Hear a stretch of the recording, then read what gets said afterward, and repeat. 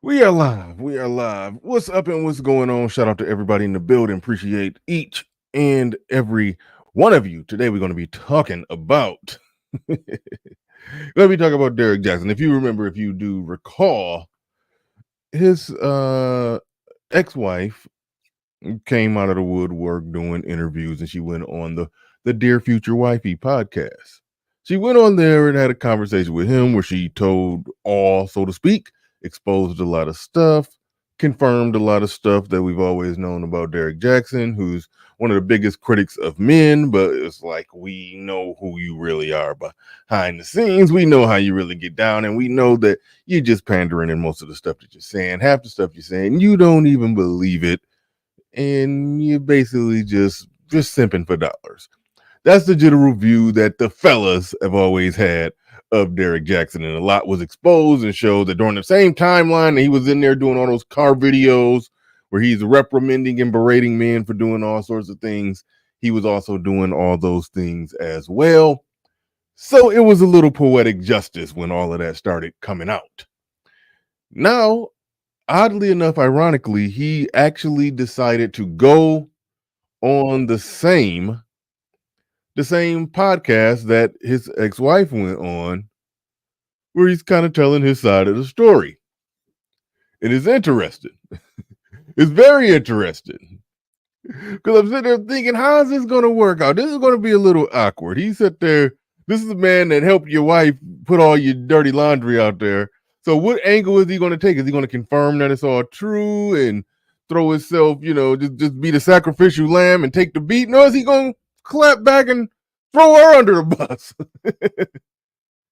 And he did a little bit of both, and it was interesting. So we're going to get into that breakdown. It's a lot that can be learned and pulled from the conversation. So strap on in. Let's get ready to go. Let's get it.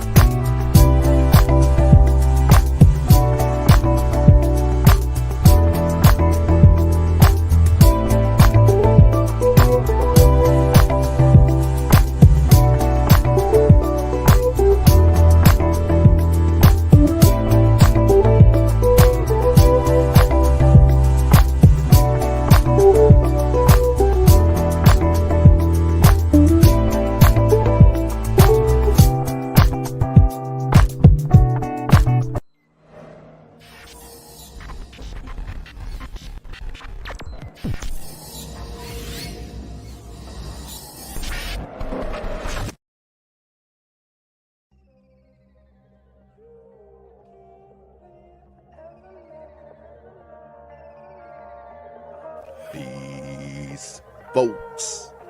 This is X from TPOT Media. Open your mind and wake your black ass up. You know what time it is. Hit that damn like button as you make your way in the door. Grab a seat, settle in, get ready. It's the Grown Man Hour with your host, my man, Bernard Riley.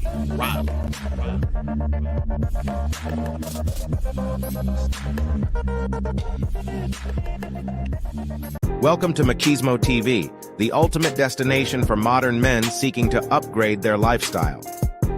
Subscribe to Machismo TV and Saul T-Balls. We stream daily from 12 midnight to 8 a.m. Eastern Standard Time, the best male-centric content. Highlight reels without reviewing or providing any editorial bias to the content. We have done so much, with so little for so long, we are now qualified to do anything, with nothing. We've done so much with so little for so long, we are now qualified to do anything with nothing. Those are the words, the tagline from Machismo TV. Make sure you go subscribe and check that out. Link should be in the chat room. We about to get into this one. I jokingly, affectionately say, going to be talking about the old friend of the show, Derrick Jaxn. I'm joking. Not a friend of the show. But if you know my channel, you know the history. It was watching some Derrick Jaxn videos that just prompted me to make my first video and post it on YouTube. Like, this dude is saying some crazy stuff. Somebody got to know that this stuff is crazy. But anyway, shout out to everybody in the building. Do appreciate each and every one of you, and you see it right there on the way in the building. Hit the like button. Shout out to Feminine Melanin saying like, share, subscribe. Shout out to American Negro. Shout out to Patrick St. James says helmet of salvation. Shout out to Domino King, B1 Family, Titan TV says Bernard, what's up? The Mac the Trucker in the building. Chocolate Bunny in the building says good morning. Broken Blade in the building. Shout out to each and every one of you. He says Derrick Action Jaxn. Derrick Action Jaxn, man, cut it out. But all right, so yeah, we about to get right into it. I'm not going to belabor it. It's a few more things that I was going to talk about.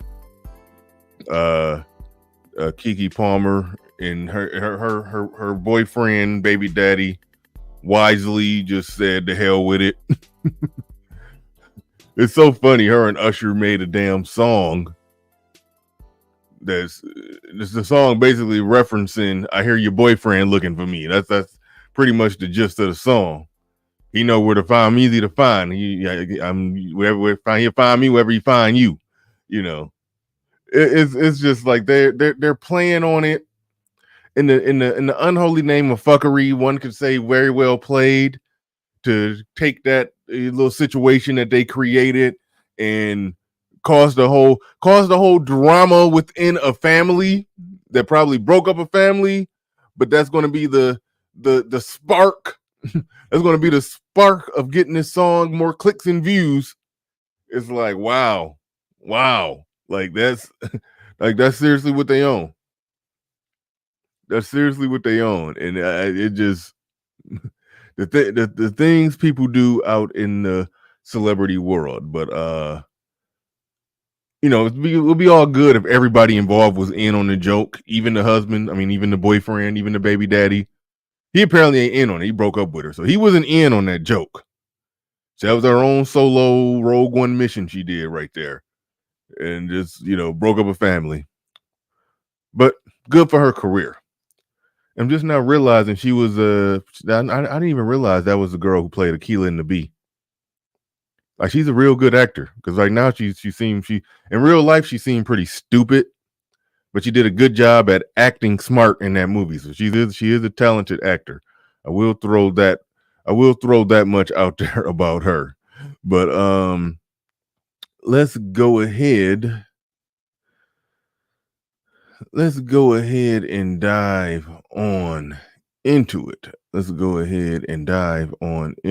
I'm pulling it right on up. It was a 2-part interview. I'm going to listen to we're going to look at a small portion of the first discussion that Derrick Jaxn had with the dear future wifey dude, LaTerrence Whitfield, who actually came on my show a little while ago. I mean, it was a while back. It was impromptu. I was talking about him.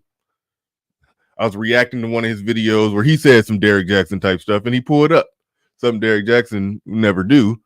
But homeboy actually pulled up, and he always got my respect for that, because channels like mine, dudes like him, they do not have to show their face. They do not have to show up. They can, like, I could talk shit about him all day and he could ignore it or show up, and it won't make no difference in his bottom line or anything. He didn't have to show up.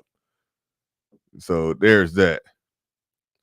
Real quick before we get into it, King Kazan AMV is saying, Bernard, did you hear about the paternity laws reforming in Tennessee?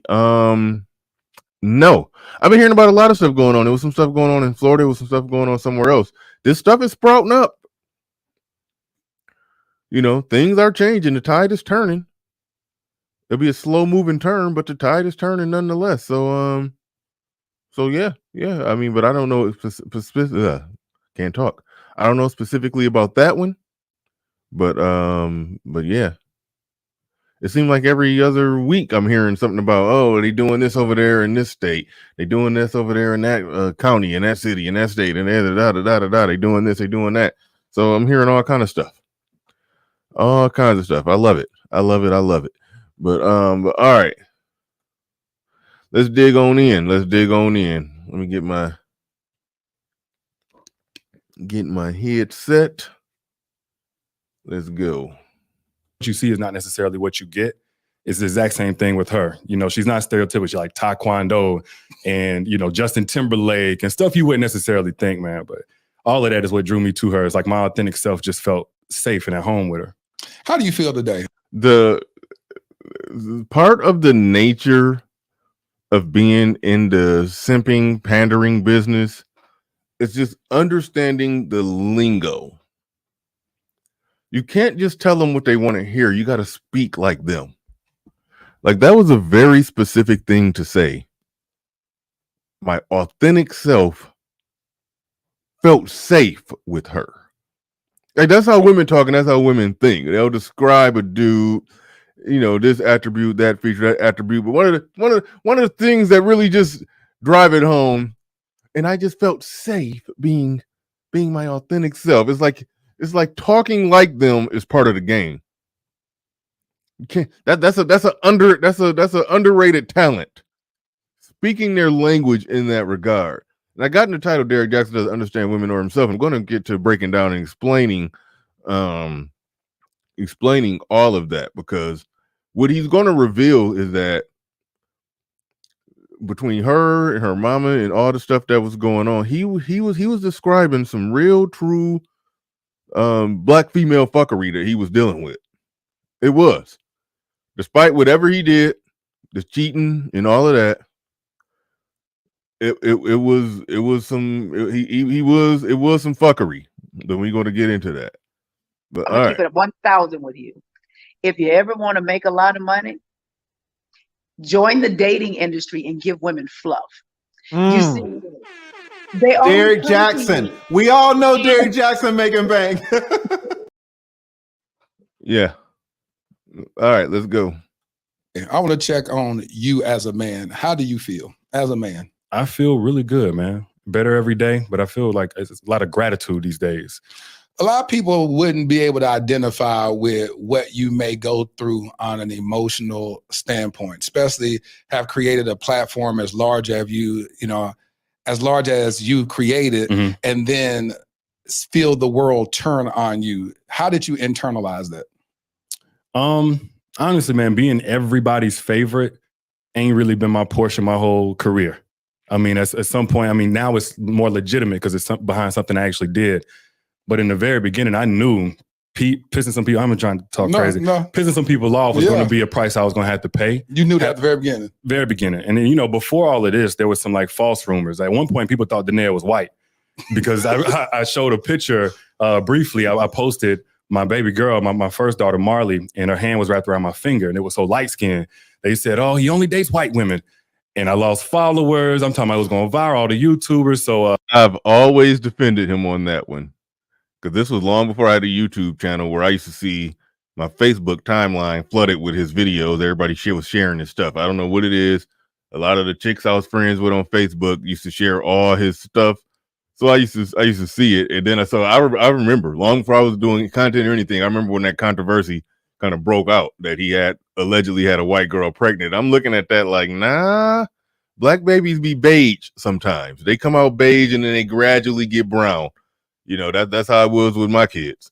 And I didn't know nothing about the look behind the ear or the cuticles or wherever you look to find the what the actual color of the baby going to be. I don't know what you look at the damn toes. I don't know. It's people tell you all kind of stuff, but no. But yeah, I found that out with my kids that okay, they start out light and then give them a little bit of time and then they get darker and they start looking like you. But at first it's like, man, who baby is this? You know, that's a real thing. That's a real thing with black babies. When you dark skinned, that baby come out, you go to questioning. You go to questioning for real. Honestly, man, since then, I already knew, like, okay, people online, they're going to have their thoughts or what have you, and you can't see yourself through that lens. So I really haven't internalized that so much. A lot of times people, I saw my brother, Willie Moore Jr., he posted a snippet of you about an interview that you were doing with him. That's when this dropped, that would have dropped 3 days ago. And I read the comments. It was like, why are you giving this brother a platform? Why would you do this? And all this type of stuff. Yeah. And first, when I read it, I was like, now if I do this interview with them, are they gonna feel the same way? I was like, no, like you said, it's a more balanced approach. I had Danae on here. It's only fair to have you on here as well. But not even on that. But even in 2020, you checked the DMs. I reached out to you before all this stuff started imploding. One of the few. Yeah, and I reached out to you because I always want to have conversations with black men, because in the from your platform standpoint, the stuff that you were telling and helping black women with was facts. It was no lies told. Yeah. What a lot of men took facts. The stuff that you were telling. Yeah, because I was trying to get to this part right here. Here we go. Because I always want to have conversations with black men, because in the from your platform standpoint, the stuff that you were telling and helping black women with was facts. It was no lies told. Yeah. What a lot of men took gripe about is that they like, oh, not only are you telling the secrets or whatever, but they kind of felt like you were pandering to black women for your benefit. What would you say about that? Well, we kind of have this bro code, and it's got us in the chokehold. And the bro code is all about having a man's side no matter what. Yeah. No matter if we wrong or what have you. And I think personally it's created a generation of coddled men that can't take correction from anybody, no matter how soft it is or balanced it is. So when I'm saying all of this, of course, there's different layers to it. All right.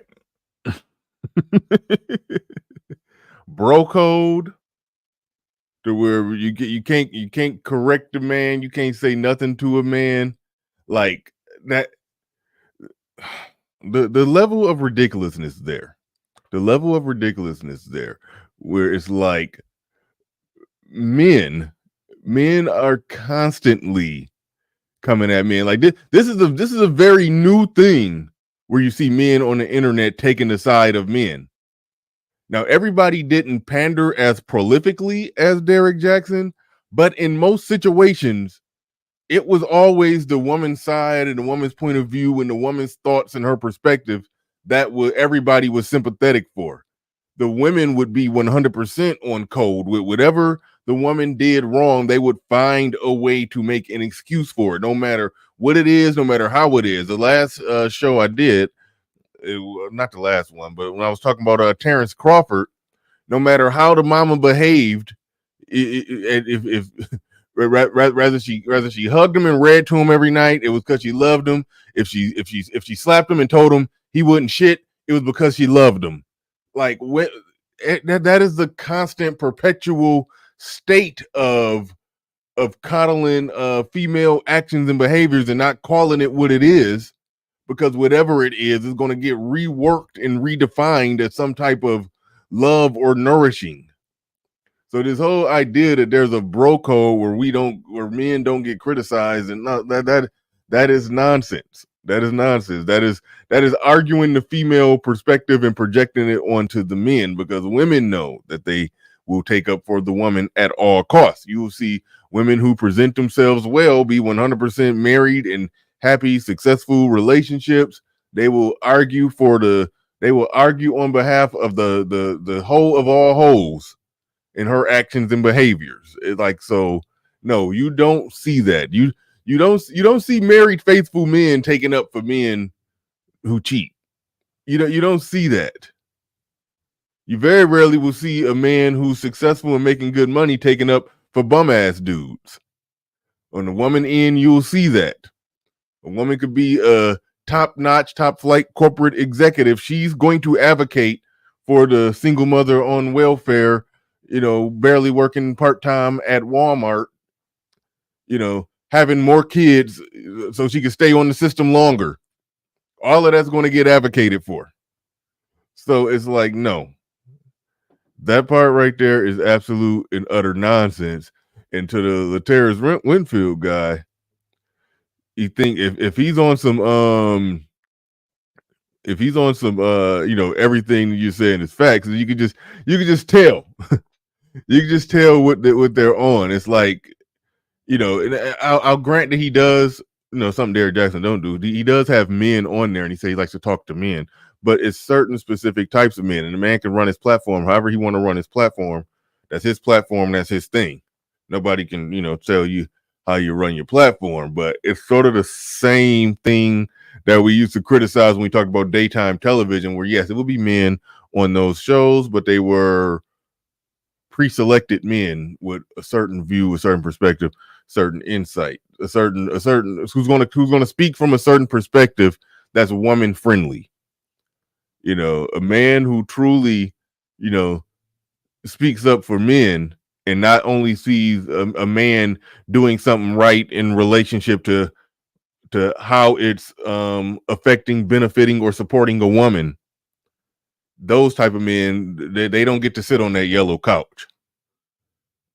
That they just don't. But all right, let's get into it. Let's get into it. To it, some of them think, oh, it's because he wants vagina, because he wants money, or what have you. But man, I was raised by a single mother around two sisters. Naturally, I lean towards the woman's point of view on things. Anything else will be disingenuous. And it's not that everything that I'm saying is necessarily right, but it's how I see things. And then leaning towards the woman's point of view on things.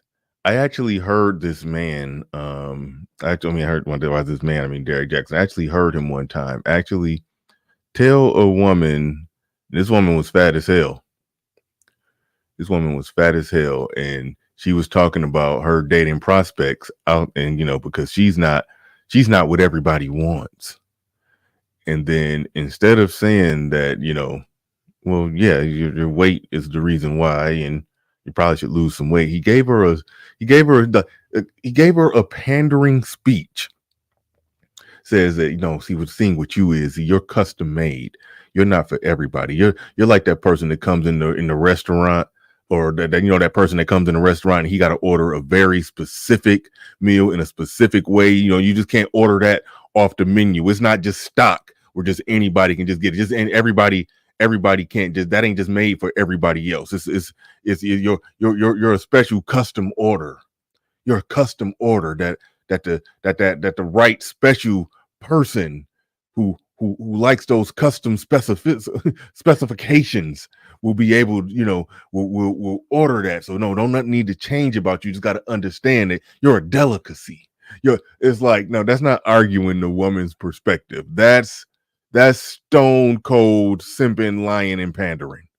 It's like, so that's where the goofiness comes in, and that's why Derrick Jaxn gets the criticism from men. It's not that we're just being punched in the gut with the truth. It's like, dude, you saying some bullshit. But all right. And if you take from that, just say, your interview with Danae, you were speaking in a way that was protective as her brother, empathetic. You was calling wrong. That wasn't you pandering. Right. Per the situation that you speaking on, this is the truth. Right. But whenever you're telling a truth that makes people uncomfortable, or a truth that's not popular, they're going to look for a way to attack you either way it go. I can respect that. I asked you, I said, Derrick, if you were given the opportunity to name this episode, what would you name it? And what did you say? Reap what you sow. Why? Why'd you say that? All right. Now, this first interview that they did, it was a bit boring. So we actually skipping ahead. We're skipping ahead to the second interview that they did. This one was actually interesting. This one is actually interesting. So I gotta get to this one. Got to pull this one up.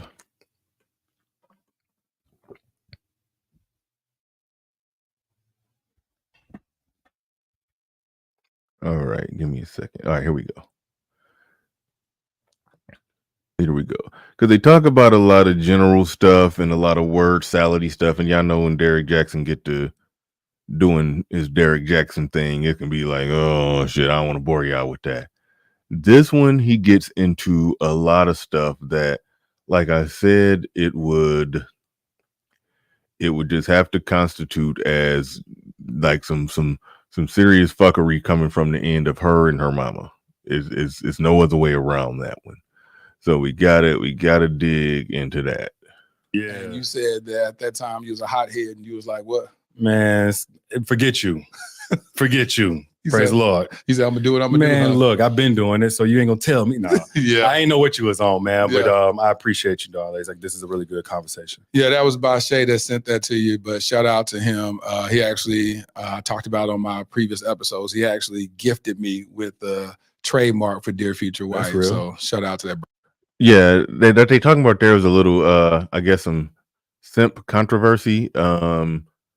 Derrick Jaxn used to be posting stuff on Facebook, and he used to use the term, the phrase "dear future wifey," like he's writing letters to his future wife on Facebook, which was weird. And I think this guy, Laterris Whitfield, also wanted to use that. Maybe he lifted it off there. I don't know the full Marvel origin story, but either way it go, that's the name of his channel now.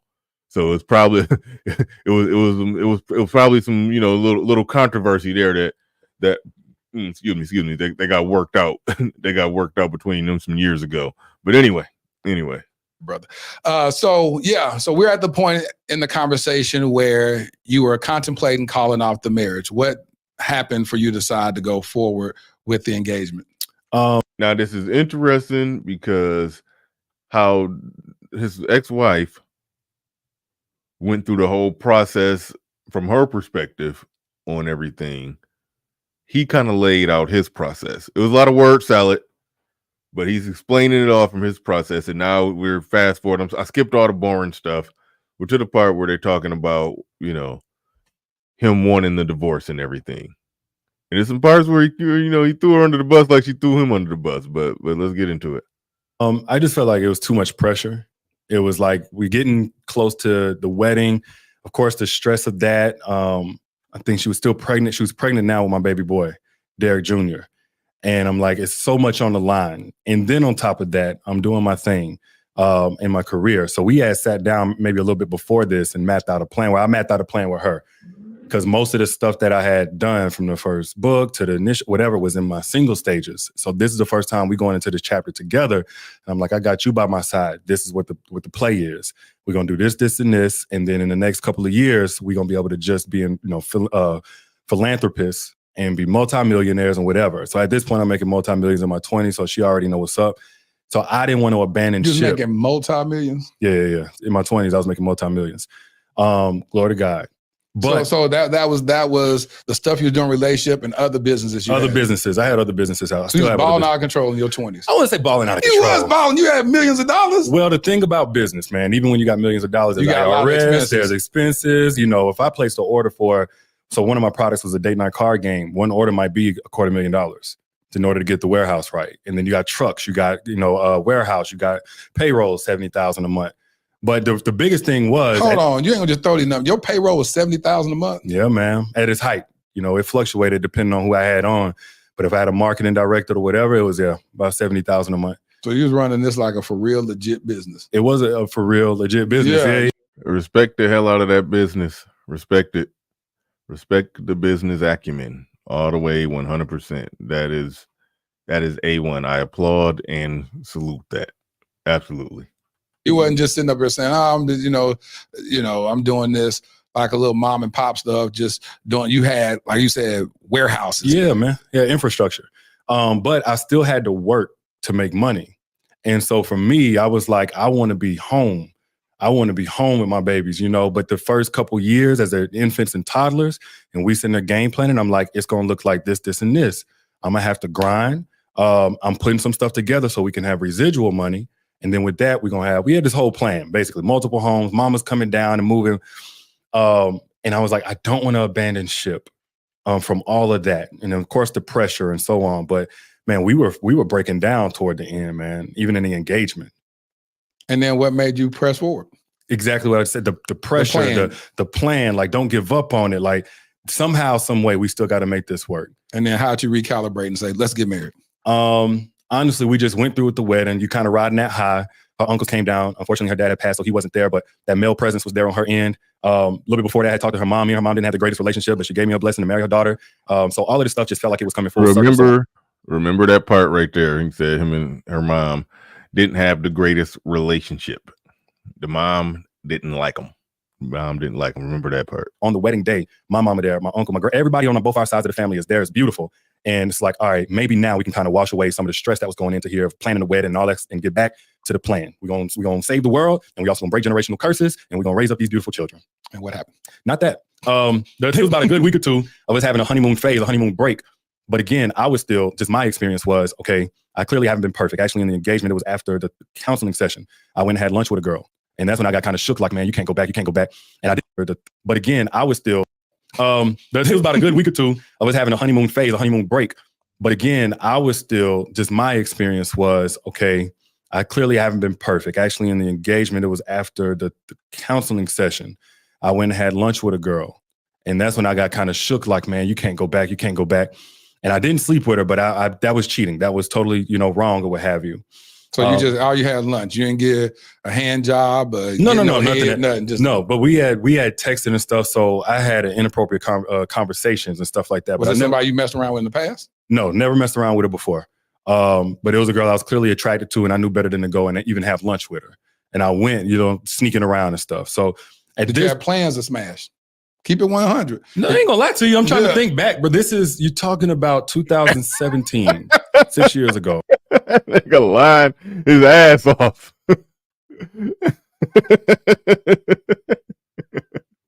Hey, I remember this is old school. This is early in my channel when me and Obsidian used to review some of his videos, and we figured out when he started lying, he started blinking real frantically. But watch his eyes after you get asked sneaking around and stuff. So did you have plans to smash? Keep it 100. No, I ain't gonna lie to you. I'm trying to think back, but you're talking about 2017, 6 years. I ain't gonna lie to you. I'm trying to think back, but you're talking about 2017, 6. No, I ain't gonna lie to you. I'm trying. He looked up to start blinking and malfunctioning and shit when he lying. Look, watch his eyes. To think back, but you're talking about 2017, 6 years ago. I absolutely would have if we got into the same vicinity. But we was texting, we was talking, we was having inappropriate conversation. We went out to dinner, and I absolutely would have, but we didn't. It was like, okay, I do.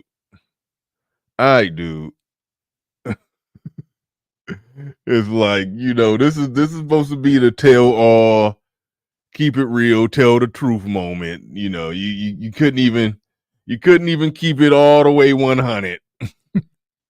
There's some stuff in here where I'm going to be kind of on his side because he did deal with some black female fuckery. It's some black female fuckery coming down the line that I will defend or just agree with him in his gripe. But nah, just you got to come clean on this part.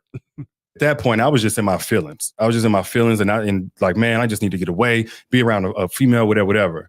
But yeah. I'm not trying to cheat. I just need to get around. I just need to be around a female. I just need to feel that female energy and aura around me, but I ain't trying to do nothing though, Just need to breathe in the pheromones. Yeah, that was in like mid 2017. So cut all that off. Going forward, I may have had conversations with girls at most, but like the worst thing about me is I was still maybe a flirt, maybe responding to something like that. But now that we married, okay, there's no chicks or whatever, we focus, we got this plan, it's 2018. And we're still having a ton of disconnect. We will come together for a little bit and we will be intimate, and we'll be friends, but we're disconnecting a lot. And this is going into the birth of our son. So again, I'm thinking pregnancy emotions, it's always something. But then on my end, I'm just wearing thin. It's been a year-long engagement, which was, really tough for us both, I'm sure. I know something is wrong. No, I ain't doing everything perfect, but I'm trying. At this point now, I'm just, I'm opening up the doors on everything financially. I'm talking about new Range Rover, new this, new that. Then I'm still rubbing feet. I'm still asking how day was, trying to be emotionally connected, trips out the country, just with. All right. See, damn, I sped it up, but it got kind of to the part that I wanted to get into. When he said he opening up financially, let's back that up.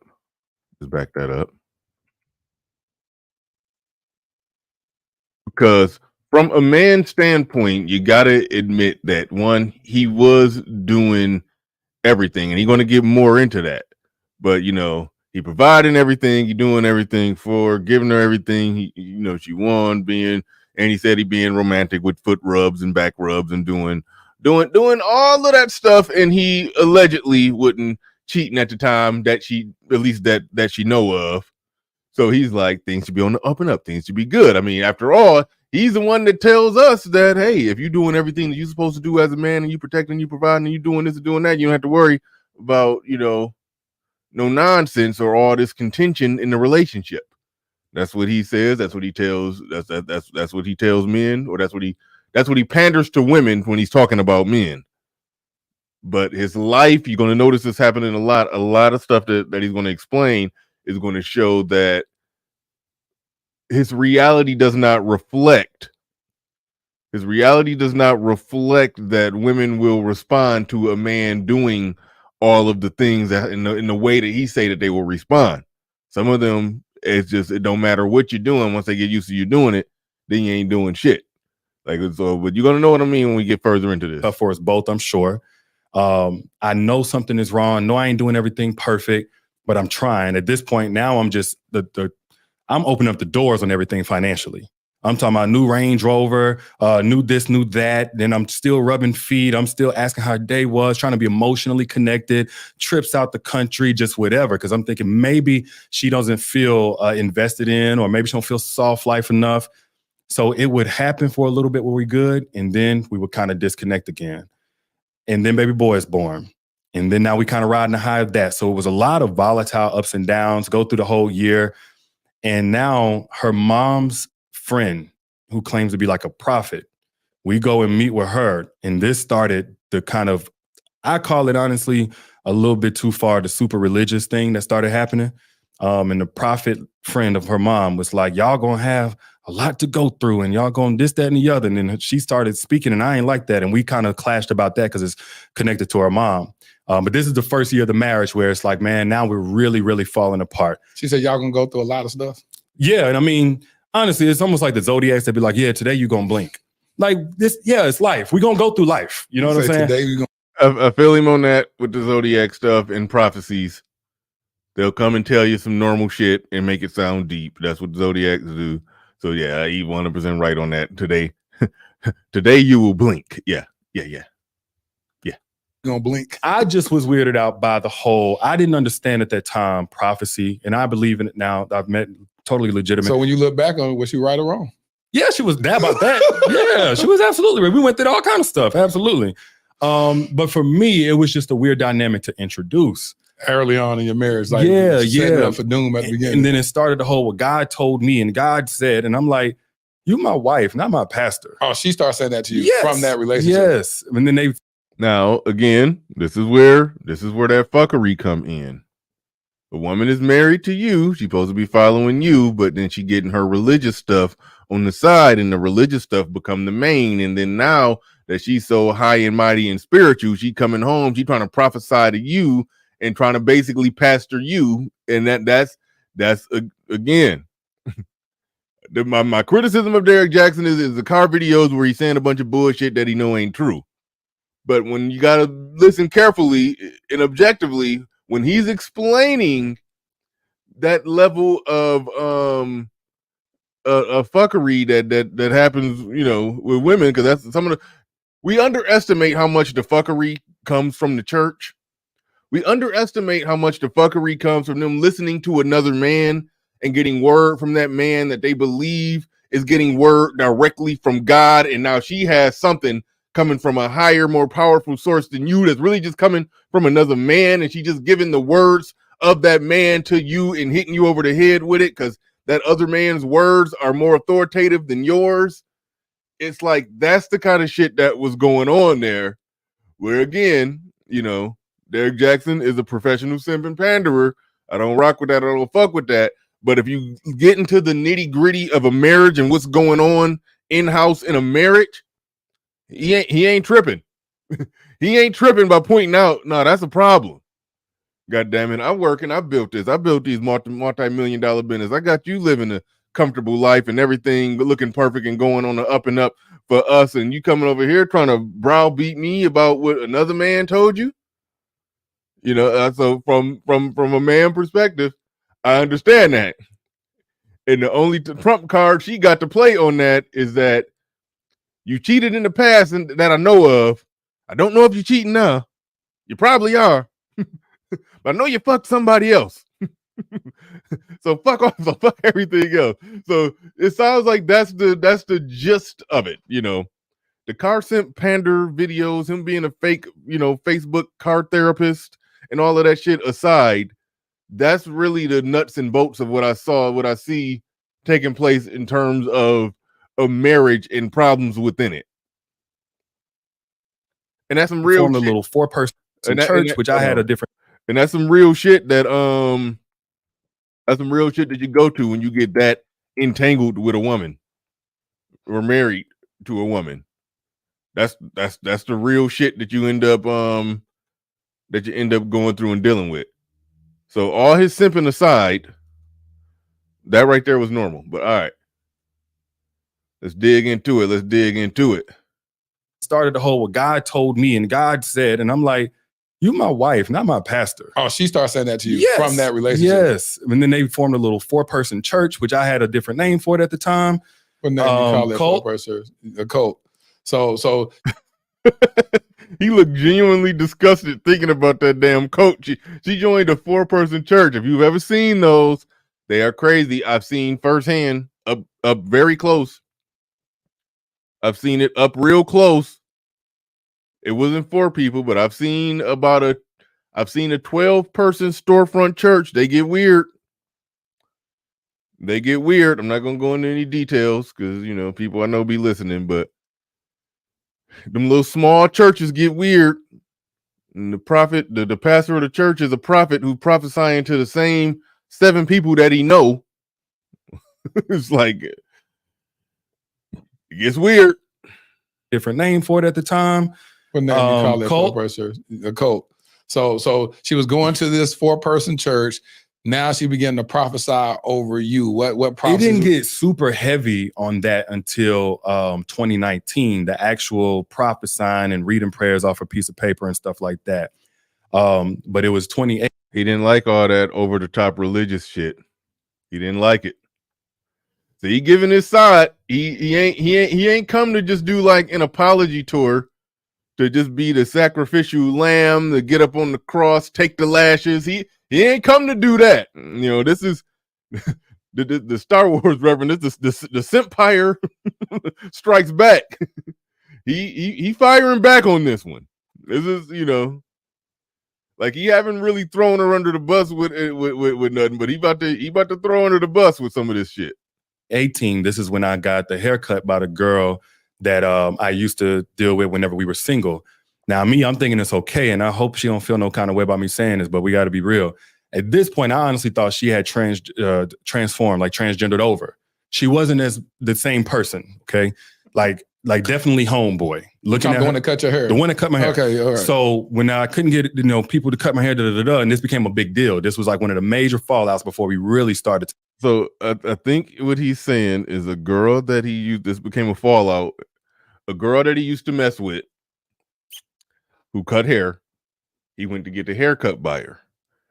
He thought it was okay because judging by the way she looked, he assumed that she had crossed over, like all the way over on some trans stuff. So it's cool.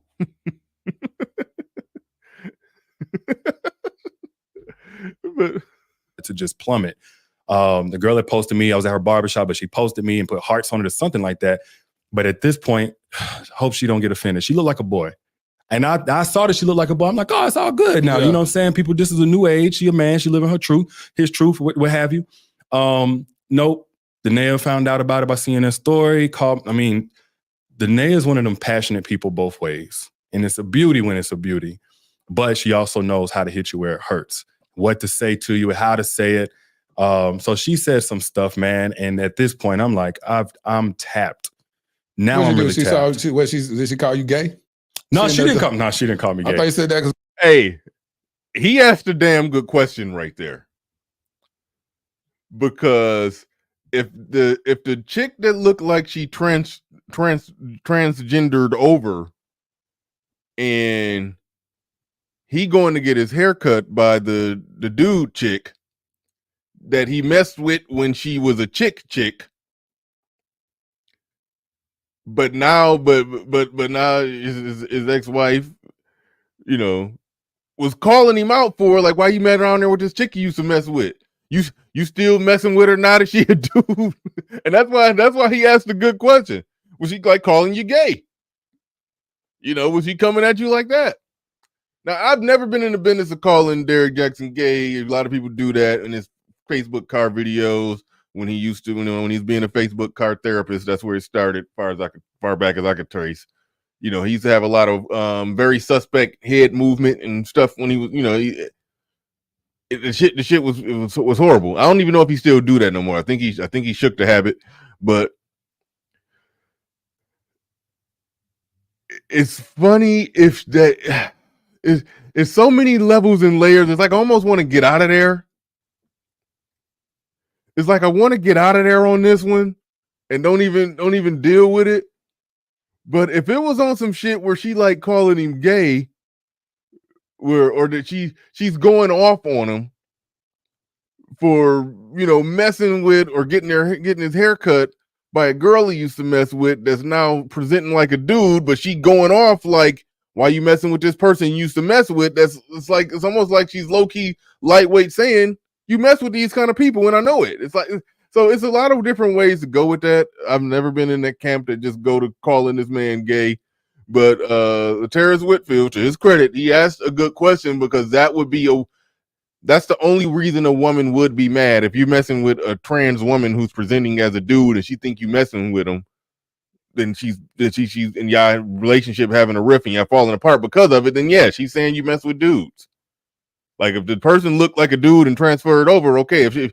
If she cutting your hair but she looking like Allen Iverson and you being accused of messing with, it's like, I want to get out of there. I don't even that's yeah. Because of the picture of the girl. She looked like a street hooper or something like that, man. She just looked like I mean, I'm not trying to be messed up. I know, but I'm saying, I'm thinking it's cool, but what did Naya say that was like hitting below the belt? She's still calling me an F-boy. She's still saying I'm a cheater. And at this point, I'm not cheating. And so again, it's not good enough to do stuff intermittently, because ultimately, even whenever you look like you're doing something. Yeah. There's another content creator, Tommy Sotomayor. I'll go ahead and say his hell. He said it, so I'm sure he don't mind me repeating it. He said he liked to mess with studs. He said, yeah, I like to see him turn into women while I'm fucking them. It's like, I don't know. Maybe some dudes into that. I don't know. All right. You making your person relive the same trauma all over again. Me, at that point, I was so heavy into defensiveness. So the moment she called me something, instead of like sitting with that and saying like, what makes you feel like, have you been like all the stuff that we probably know to do now. Shout out to Kenneth Williams in the building with the $10 super sticker. Do appreciate that. Do appreciate you coming. What do we get for $10? Everything you want. Shout out to everybody supporting the stream. I still haven't put the Cash App notification on to where I get a little jingle when a Cash App comes through. But let me check it out here. Let me check it out. I don't know if anything came through on the cat. No, got nothing on the Cash App end. But shout out to everybody. Do appreciate each and every one of you. Do appreciate each and every one of you. Make sure you hit the like button, support the stream, all that good stuff. Do appreciate you. All right, let's get back to it. And subscribe if you're new here. If you're new here, subscribe. If you're new here, subscribe. At that point, I'm just defending myself. Like, man, I can't do nothing right. All you do is mention what I don't do or what I do wrong. And what it looked like I'm doing wrong, but I done did it and I listened to all this stuff I've been doing and it ain't nothing. Yep. So it started that clash because she feeling unheard, I'm feeling unheard. And this is toward what I said at the beginning. One of the underrated skills when it comes to the pandering, simping content creation, speaking their language. You never hear a man talking to another man or talking to a woman or an alien or a goddamn cocker spaniel No matter who the man is talking to, you never hear a man say, "I'm feeling unheard." Like that's the key to it. That's the underrated skill in that type of in that business. You have to speak their language. I feel unheard. And then that makes them say, like, if you come off like this bitch ain't even listening to me, no, then you just lost the audience. If you say you feel unheard, now the women who want to disagree with you and mad at you, they're like, oh, he feels unheard. It's like that's you can't. That's part of the game. You got to speak their language. At the end of the marriage, and this actually preceded. It didn't cause. It preceded the first time that I stepped out in the marriage. Caregiver coach Pat Bailey, how are you doing? All right, let me skip past this part. Doing like a little commercial. And then at the end of the year 1 of the marriage. And did she ever find out about that? When I confessed it to her. Oh, you confessed it? Yeah. How long after? This was when we separated in 2020. So this was maybe a year and some change after. Is that when she left in 2020 and went back home to her mom? So yeah, we had, I told her I wanted to separate. So I was saying a year just off and on. It might be 4 or 5 months I'll go without doing nothing. And then we still clashing at this point. I'm in the condo. I think y'all talked about that a little bit. So you had 2 residences. You again, you ball out of control. You had this big old mansion and then you had this condo in downtown Atlanta, right? Yeah. We always had plans of having multiple homes. So at first it was my warehouse, but it was too busy over there. Then I got like Airbnb, it was like $1,000 a night. So we talked about having a condo and then what it would look like for her to be okay with that. Clearly it's probably not going to be. No. Yeah. And understandably. But the thing we came up with was she was going to have a key fob so she can get in whenever she wants, unannounced. And when we had a babysitter, we'll go down there. But that's going to be our first time having a second residence, whatever. So as time went on, when we clashed though, I started staying at the condo more because I was already like, again, we working the plan. I'm a grind. I'm setting this and up. It's going to be residual. Hey, I'm not saying he's not a narcissist, but I know black women got a PhD in giving an unclinical diagnosis of narcissism. Homegirl just saying Derrick Jaxn is a textbook covert narcissist. Yeah, I don't know how y'all got a PhD in that shit. In that y'all can eyeball a narcissist with no clinical training or not, yeah. Everybody's a goddamn narcissist. He probably is. You're probably right. I'm just observing that y'all pin the tail on a narcissist game. That's like y'all favorite game to play. The pin the tail on a narcissist. It's like shit is funny.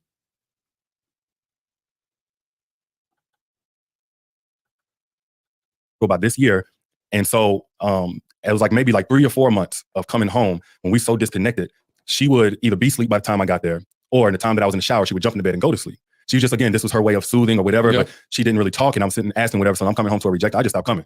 Now I wasn't immediately going to go cheat, but I'm like, I'd just rather stay at the condo if instead of coming home and being reminded that I'm despicable. I wasn't immediately going to go cheat, but if I get some pussy and now I'm out, I mean, I wasn't planning on it, And that lasted I would say about 7-8 months before I started back tripping out, before I started back, stepping out and stuff. So what you did, you said, so the first time towards the end of about December the first year, and then you cheat, then you come back, confess, and then no, I didn't confess. So that time, confess towards when y'all after we really fell out. So in 2020, yeah. So in that time, in 2019, mid 2019, so I started tripping out. I'm like, this is definitely over. I can't do this. But I remember feeling like one thing they don't really. First of all, y'all got married what year? 2019? Beginning of 2018. Y'all got married beginning of 2018. January 13th. So that means the end of 2018. That's when you cheated. For the first time. And then 2019 came around. 2019, it's like, oh, get back on track. Just bygones, forget about it. Never happened. And then it was about 7-8 months in where we still was having the same type of clashes. And even though I wasn't doing anything, it's like, man, I can't be around her. I can't. I need my peace. It wasn't the same. Was it the same woman that you would go back to, or you went back to your old ways? Because I didn't want basically old ways. So my whole thing, and it's crazy. You had sex with the same person over and over again. It's going to build up something. It's going to build up something. So you want to make it where it's multiple people, so it's not so meaningful. Which is wild even thinking about the justifications and exceptions. Like, well, this ain't so bad because I ain't letting them fall in love. It's not a relationship. It's just something physical, whatever. But that's exactly what I was thinking. That's real. That's exactly what I was like. Man, don't let it go too far with one. And then you had to mix that. Like, I ain't saying you got to, but I was mixing that in with, all right, man, stop. Just like, all right, I got it off. I got that off my system. Get back in. And then we'll go a good couple of weeks, maybe a month or two, and we clash again. What's interesting is that y'all never completed the counseling sessions that y'all have for premarital counseling, and those same issues didn't do nothing but follow you into the marriage. Absolutely. And so now we see the clash of the titans take place in 2020, where she said that she left. And she left and no notice. You basically come home, your family gone. Something like that. So what happened was I was like, enough of this cheating stuff. I'm done again. This time I'm going back in. If it don't work, it don't work. This was in like end of December of 2019, actually. I think maybe the January 1st, 2nd, something like that. And I burnt every bridge that I had. What is looking like burning bridges? What is burning bridges? Is like, I don't want to continue this any further. I mean, do you say that to the women? Yes. So you have a conversation and say, I send a text. I was sending a text. Are you sending a text? Yeah. Hey, I ain't finna mess around with you no more. I don't want to mislead you. I don't see this going any further. We're done. Don't expect to hear from me. That kind of thing. And I'm tapping back into my. Yeah, sped this up. This part I didn't have that much commentary on. That's why I sped it up because I can't remember exactly the part where it come back in. But I do want to say something important. So I'm just letting it fast forward on through. It's kind of interesting for, those of you who care about the chronology and all of that stuff. But this is the part that I'm, kind of skipping past this part, trying to get to the good part. My wife, or do you say? I wouldn't even say that. I think at that time for those messages, I just was saying like, we're done. But they knew what it was. They knew I was on the outs. We were estranged. We were in different all these things. Yeah. So none of them really gave me too much flack about it at that time. But for me, I'm like, I'm dipping in out of giving myself excuses. So sometimes I do it, and sometimes I feel guilty. I feel like the hypocrite I was being. I feel like, man, I'm leading people, I'm preaching, and I'm counseling, whatever, but I'm not living it. Right. And so I would, the resentment had me feeling like, well, in this situation, is that part right there where he said he's leading people, he preaching, he counseling, but he's not living it. Like I've said, the timeline is one thing that all of this has confirmed the timeline that I had been laying out, that all the stuff that he had been doing, all the cheating, the harems, all that shit was right in the thick of it when he was doing all his, presenting himself as the perfect guy to women in the car, making those videos. Like all of this is in that timeline. Even in the timeline of all that shit going on is in the timeline of when they was together trying to be a family, the whole works. Like the whole time that he's doing all of that stuff, throwing men, particularly black men, under the bus. All of this stuff was going on during all of that time. Like that's like to me, that's one thing I can't understate. That's one thing I cannot understate. That all of that is so. It's confirmation of what we already knew. It's confirmation of what we already knew, but it's still different because I feel like this. I done rolled out the red carpet. I done been everything she asked me to be and more, and it's been spat on. That's just resentment talking and having you thinking that, oh, it's cool because. Yeah, but justified. But then that truth really hits you at some point when you talking about it and somebody say something like, I'm glad there are men like you in the world. And then that conviction hit. Honestly, bro, I ain't even that kind of man in the world. How did it feel? She said one day she called you out, and this was early on before y'all got married. She said, do you even believe the stuff that you say? Yeah, this was back in North Carolina. Right. I felt like I understood what she was saying, but I was like, why is this the first time you referencing my career? Because, okay, I didn't just talk about don't cheat. A lot of my stuff was about, leave thoughtful gifts, write poems, write love letters, let her know how you feel, all these different efforts, sacrifice, breakfast in bed. These are things I all did. And I was like, why is it that stuff is obsolete? And the only thing that exists to you is the time I've now come up short. That's whenever you ask me about this stuff. I think what can be decoded out of what he's saying is you're just now this late in the game talking to me about my career that got you living comfortable and cozy in this mansion. Now why all of a sudden do you care if I'm living it exactly to the word? Him trying to point out the things that he did do to the word, where he say do nice gifts and do back rubs and breakfast in bed and shit. Like, yeah, okay. That's one aspect of what he did. Let's just say he's telling the truth right there. Okay, that's what he did, and he used to, write and talk about in the car about doing that.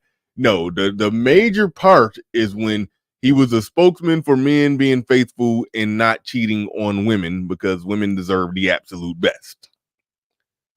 Her calling him on that, and he's saying, well, why are you going to do it now? What's decoded in there is him saying, look, you knew the game. All right. You up in here living good, feeling good, don't got to work, don't got to do nothing. And he's going to get into later how even though she was a stay-at-home mom, it was still babysitters and nannies and shit. Like he's going to get into all that. Like you living comfortable and cozy. Why you don't question shit now all of a sudden? That's really low key what he's saying. And he's going to say that a little more bluntly later.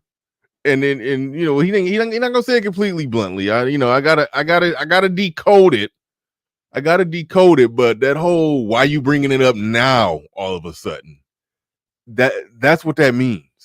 Yeah, and it's interesting because, of course, that is an eraser. If I gave you a car, gave you Birkin bags, if I bought you Chanel shoes and all this type of stuff, but I can't be faithful, she's like, I don't give a damn. You keep all this nonsense. I want you to what's free. It's not about Chanel shoes and Birkin bags. That's the gift giving shit for like a chick that you're not providing a whole life for. All right. That, you know, dudes who got money and be just spending money buying gifts, that's they shit. I bought you a bag, didn't I? It's like, no, he's providing her a whole he providing her the stable life that women dream about.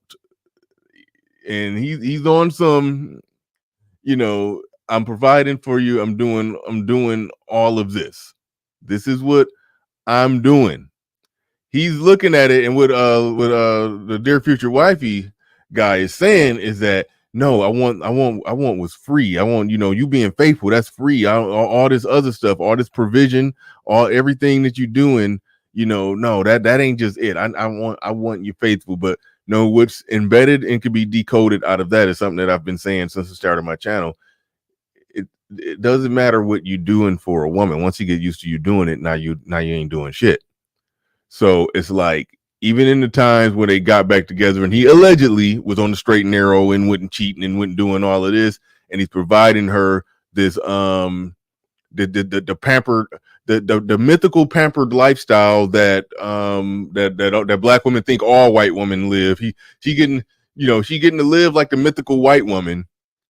And even after providing that for so long, it turns into a situation where that's nothing no more. That doesn't mean anything. You're not really doing nothing.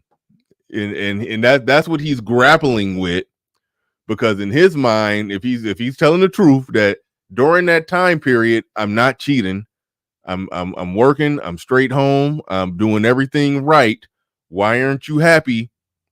That's an aspect of it where he's experiencing the type of fuckery that we talk about, to where if you, even when you try to dot every I and cross every T in your life and be that dude who's providing everything, she's not going to be happy. With some women, it's just no making them happy.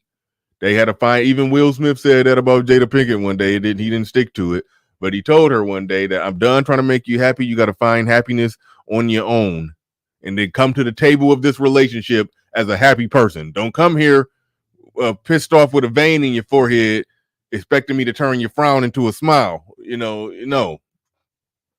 Figure out how to be happy.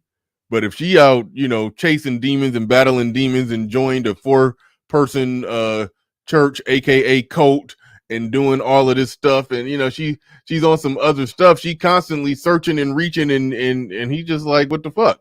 So like from a man's standpoint, aside from the Facebook card simping therapy bullshit that he called himself trying to do, that he made the bag off of, from a man's standpoint in a relationship, I understand where he's coming from. I do understand where he's coming from on that. It's fidelity. Yeah. Give me that. Absolutely. And at that time, I'm not thinking like that. Of course. I'm measuring myself not just by I eventually was unfaithful. I'm measuring myself by the times that I went to sleep with her in that bed knowing I wasn't going to get none, and she turning over for 3 months. Yeah. So I'm looking at it now, understanding. But exactly what you said, sometimes the good ain't worth it, depending on what bad it is. When did she, and we go back to that, when did she actually tell you that, hey, I had been through this sexual assault early on, a couple of weeks before we met? This was in Greenville. So I didn't get the full scope for years. I didn't know the timeline. She had just told me first, she told me, okay, it was this person and it was before you that I got raped or what have you. And that was in North Carolina. So that had to be like 5-6 years in. You that didn't know the timeline. She had just told me first, she told me, okay, it was this person and it was before you that I got raped or what have you. And that was in North Carolina. The ambulance is riding by super fast and super loud. So hold on, I had to mute myself. Oh yeah, I can't skip past that part. Emin Perry, I think he did say she went 3 months denying him pussy. It's like, okay, all right. Shame on him for cheating, but damn. Let me get back to this part right here. Sexual assault early on, a couple of weeks before we met. This was in Greenville. So I didn't get the full scope for years. I didn't know the timeline. She had just in bad it is. Now I understand it. But exactly what you said, sometimes the good ain't worth it, depending on what bad it is. When did she, and we go back to that, when did she actually tell you that, hey, I had been through this sexual assault early on, a couple of weeks before we met? This was in Greenville. So I didn't get the full scope for years. I didn't know the timeline. She had just told me first, she told me, okay, it was this person and it was before you that I got raped or what have you. And that was in North Carolina. So I had to be like 5, 6 years in. So that was the first time she said she's kind of just said it real quick and just went on about business. Well, it was kind of like in the middle of some type of conversation, some things we hadn't told each other. She revealed that. And I was like, I don't even know how to handle that. I don't think either of us knew just how much it affected her. Of course. Or our sexual relationship. Because every time I think anyway, that we was having sex, I think it kind of re-traumatized her. Yep. Because especially, not to get graphic, the type of, affection I show and the way I move in that bedroom. And then on top of that, the porn saying, this is intimacy. That's him,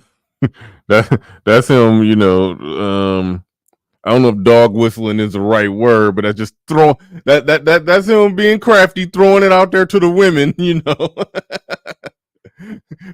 throwing it out there to the female listeners, just so y'all know, that's all that was. My sex with me is traumatizing to somebody who's okay. Anyway, I ain't about to get into it. Y'all got the point that he's trying to. He's talking to his man. He's telling the story, telling the facts of the story, but also having a separate conversation with the female listeners who get all aroused listening to him talk. He's doing two things at one time right there.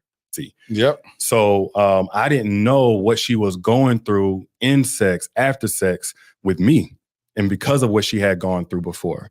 And it was always expressing in different ways. But I mean, it was me trying to piece it together like, oh, this is why I get the type of anger and rage that probably was meant for such and such, but is now coming towards me. That's real. When did she reveal like the next layer of it? You said she give you a piece here. And then when did it finally hit you like, wow, this is connecting the dots of all this? So after our the separation in February of 2020, when I woke up and the family was gone, I had been asking about seeing the kids and how could we work that out, and she jetted. We went up. Now again, like I said, it's some fuckery in here, despite the cheating and all that going on. She was doing the same stuff that we talk about, the jerking them around about the kids and everything. It was moments where she wasn't letting them see the kids, where she taking the kids and she out of there, going to a different state. She was pulling, she was doing that shit. Up and down of whether or not we was going to make the marriage work. We was going to try to anyway. And so one of those efforts later on was with a trauma recovery specialist or something like that. I think she mentioned her before, Dr. Smith. Yeah, she said she had all kind of counselors and therapists. Yeah, we went through quite a few, but that was whenever she dealt, because she knew she had the competence to really deal with that. Right. And it was, again, permeating. So, of course, what's gotten sensationalized is my part and all the things that I did, but we were dealing with the twofold issues before there was any infidelity. And part of it was how she showed up in conflict. That's when we went in deep. And then the therapist was steady helping me become an ally to her. Cause I was like, I don't want to traumatize her. Like, there's still a woman I love. I want to make it work and stuff, but how do I help her if I can help her heal? And it meant like certain exercises to get her comfortable with my touch, knowing that I was safe, I was different. So that was it, man. I was saying about the summer, maybe like May of 2020. Yeah. To put it all together, it was a couple of months into the separation. And so when y'all were separated, y'all were still working towards helping the relationship? Here and there. So, any little argument or whatever could cause her to ghost. There was a couple of times I just, I honestly thought it was over. By ghost, he means she was just out of there. They have an argument and then she just gone, and just her and the kids just gone for an undisclosed amount of time. Like they out of there. That's during the periods of time where she was sporadically not letting them see the kids. Something that people with money do, and they got a lot of different places to live, a lot of different places to go, or can just be somewhere and not have to worry about money. It's like, yeah. So she was kiting on them. a few times, but I would try to keep in contact with the kids, and she might ghost me for a week or two, and I can't talk to nobody. But most of that we were up until I would say about May or June. And then that was whenever it was like, we're getting divorce lawyers. She's basically letting me know it's over with. I don't care what you do. And yeah. During that time when she left, did you find that as an opportunity to say, okay, she gone. I don't know what happened to this marriage anyway. Were you like, finna wild out again? I'm single now. The only time when I started wilding out was when my birthday came in July. Before that, I was just flying up there. I probably so you tell me during that time she's gone. Now you want to be faithful, right? So I mean, right? No, exactly. Now that she's gone, now I want to prove myself. But the thing was, again, I gave my life to Christ in February, and I was trying my best to walk this straight line. This was before she left, before she knew anything. I was in my truck and I had a conversation with God. Like, I got away from you. Earlier in my years, I was with you, and now look at how things have turned out. That's funny when you say he was in his truck when he had his epiphany in his conversation with God, because in his truck was the same place he was shooting all those car videos when he was doing all that damn lying and talking about, a life that he wasn't actually living and all of that stuff. But right there in that moment, I guess after he pushed, in record or whatever, then he had a conversation with God right after he got done with the conversation with God in the truck, before or after you got done telling lies in them damn videos. Those are curious questions I have there. So now I'm walking a separate walk from her. We walk in this thing for marriage, but I'm personally trying to be aligned. Clearly I'm not good at this, whatever. So in this time, I'm just whatever it takes to close the gap. If she's not wanting to talk to me this week or what have you, let me be with the kids, because they were begging for me, especially Marley. I would hear Marley crying for me, and she would ask me, when I'm going to see you again? Honestly, we all at the mercy of your mama's. I ain't say this, but I was like thinking to myself, we all at the mercy of your mama's anger with me. You know what I'm saying? So I'm trying to soothe her. I was just trying to be close. I want to see them kids. He said he ain't say this to the kids, but he's basically saying we all at the mercy. But like me and my kids are at the mercy of this woman's anger towards me on whether or not we going to have a relationship with each other. Let that circulate around in your head when you think about the mere fact that a lot of his videos were either direct or indirect criticism of a lot of the male spaces that talk about this kind of bullshit. Let that sink in, that Derrick Jaxn, the damn near the king of Simp Mountain, was going through the same shit. We gotta let that one sink in. The same type of shit that we talk about here. How we are fathers contingent upon how well we massage that relationship with that woman. In some instances, that's the determining factor on whether or not you can actually be a father. And even then, you're really not a father if it's per her permission. That's sort of like make you like the cool uncle. Like what he just described is truly the same shit. So when he was in that truck making those videos, clapping back at men who are calling out the fuckery of these women, he was experiencing a very similar kind of fuckery. Let that sink in. Now, what I do wonder is that in his mind, because a part of me is like, okay, he don't believe the bullshit that he's saying, but I think somewhere in his mind, he probably did think that she wouldn't do that. I understand she mad at me, I cheated. You don't get a nigga back like that, like the Jay-Z line. I think that there's elements of this where he was like being red-pilled in the process. I do believe he was being red-pilled in the process of some of this. Like, yes, we had a contentious relationship. Yes, I cheated, the times that you know of. But your kids need a father, right? And you know that they got a good father. You're not going to just deprive them of that because you mad at me over our relationship. It's like I'm thinking in his head, he didn't think that was a thing, and he thought a bunch of dudes was just complaining on the internet for no damn reason. I'm thinking that's the case. That's what I was the whole summer. And if everybody else on pandemic, I'm flying. I probably spent like $20,000-$30,000 just in that time between flights, Airbnbs, and everything else. She wouldn't let you come stay with. Well, no, she was with her mama. She wouldn't even tell me and her mom. I be talking about extreme situations with men flying all over the damn country to be in a kid's life. He said he was 30,000 in during the pandemic. Now, look how he react when her mom is mentioned. Between flights, Airbnbs, and everything else. She wouldn't let you come stay with. Well, no, she was with her mama. She wouldn't even tell me and her mom. Hold on, let's get that again. Tell me and her mom.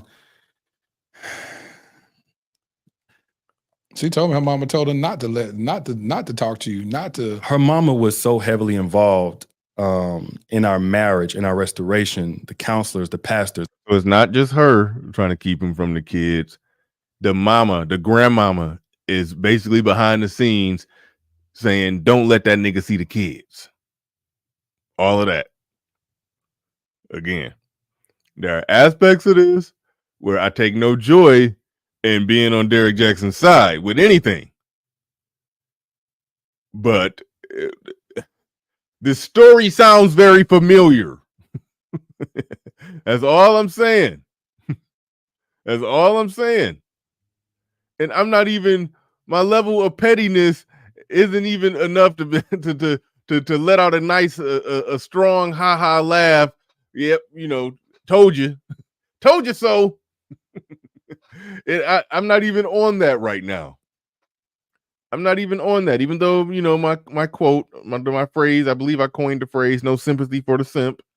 I'm looking at this like he's experiencing some true fuckery top down, not just with your woman, but your woman's mama. You got generational fuckery basically saying, no, we mad at you, so you ain't seeing your kids. There's all said, y'all can't make this work if she's involved. Yeah. She was in the counseling session with her, like marriage counseling session with her. And I understand. With y'all? Yes. What kind of fuckery is that where the mama is coming to the marriage counseling section? That's where I'm like, he was dealing with some despite all his bullshit. That was some real fuckery. The mama is at the marriage counseling session. The fuck she doing in there? And this is when his ex-wife is on that religious shit. They supposed to leave and cleave and all that shit. We don't. It's in there. It's in the marriage vows. But even baked in there with all her religiosity is like, that's how you know when some people get religious, they just use it as a weapon to strike the person that they mad at, that they got issues with. It's there just as a weapon against you. It ain't, sometimes your woman get all religious and saved and she trying to speak over, speak life into you and prophesy to you. She try to do all that bullshit. No, it's just a weapon against you. She ain't really about that shit. If she was about that shit, you wouldn't see bullshit like this happening. When we came back, one, she was in the session beforehand. She was Danae would have personal sessions with the therapist. And then we got back joint with the same therapist. She said, why is your mother in the same room as your counseling? Do you not have a boundary with your mother? Why is she in there? That was the first time. And then after that, when we was going to reconcile, we came together with our pastor because we had the same pastor and we sat down. Her mom came and sat in on our family restoration session or what have you. I understand to a degree though, because she's seen her daughter go through so much. Any parent, I'm sure myself, it would be like, nah, whatever it takes. I don't care what rules I'm breaking. Don't tell me no Bible verses. I'm here to make sure my baby is good. But she was as much as part of the marriage as me and Danae were, probably even more. Well, you said she's sitting in the counseling. I've never seen that before. Yeah, that's it was kind of crazy. Was there any type of abuse that would allow her to want to? And what do they call it when a husband, and his mama is that involved in the marriage. Think about the difference in the dynamic. If a man, it's unfathomable. Like, he's a mama's boy, he's weak, never left the nest, still on his mama titty, and everything from that to just an outright bitch ass nigga. It's like he's called everything under the sun. It's like that is just not allowed and not acceptable under any circumstances.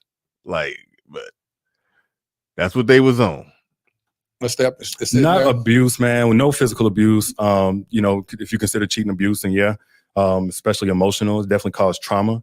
But nothing where she was like in danger. Her and her mom, this is just my belief, have a weird relationship. It's more like girlfriends because they're only like 15 years apart, 16 years apart. Fuckery.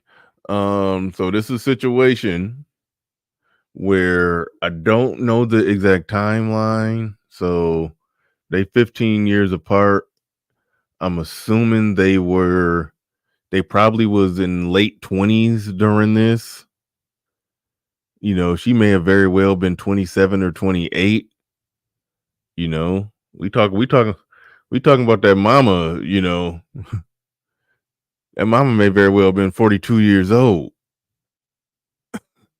Like, that ain't that old. Fuck, I'm 41. Like, let that sink in. Like, this is, they 40, 41. They still out there doing, last call for alcohol, hot girl summers before the menopause kick in. Like, they out there getting it at 41, 42. That ain't that old. This a chick, 42, your early 40s, they still out getting dressed up and patting their weave, going out in the line to get in the club and shit. Like, he was dealing with some real fuckery. Now, again, it's Derrick Jaxn, no sympathy for the simp. But it's not just that he was on his own hypocritical bullshit. It's that he was seeing it face to face, that the men that he had all this criticism of were actually correct in what they were saying and how they were saying it. But let's go. But her mother from day one didn't like me. And I think whenever I hurt the nigga, it's like, oh, see, I was right. Yeah, confirmation. And so that's an all access pass to stay in the relationship no matter what. My belief was, I've done my wrong, but we as adults, we're 30 something years old, we're not children. And we have professionals that are involved. Right. We have godly counsel that's involved. And we've both professed our lives to be, Jesus, like, Jesus is our Lord and Savior. So we going by this construct now. It's time for mom to get some healthy separation. Which is leaving and cleaving. So love on, I'm talking to Danae because honestly, she's the gatekeeper. But to that point, yes, she was with her mom. Her mom would often speak over her while we were on the phone, all kinds of stuff. And then, that's one of those things that I still got to work on my heart.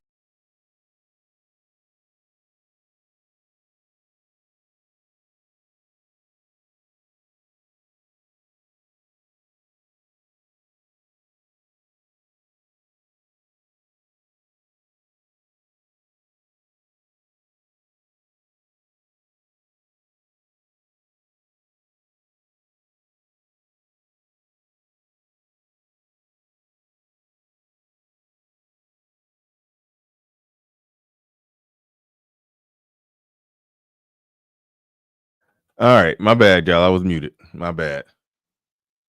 So what I was saying, and I do believe. Oh wait, no, that's not that. All right.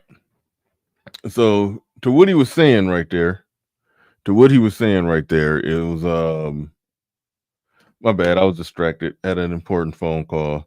But all right. To what he was saying right there, basically just to lay out the scenario, he was, wife skipping town, running around on him, taking the kids. He can't see the kids.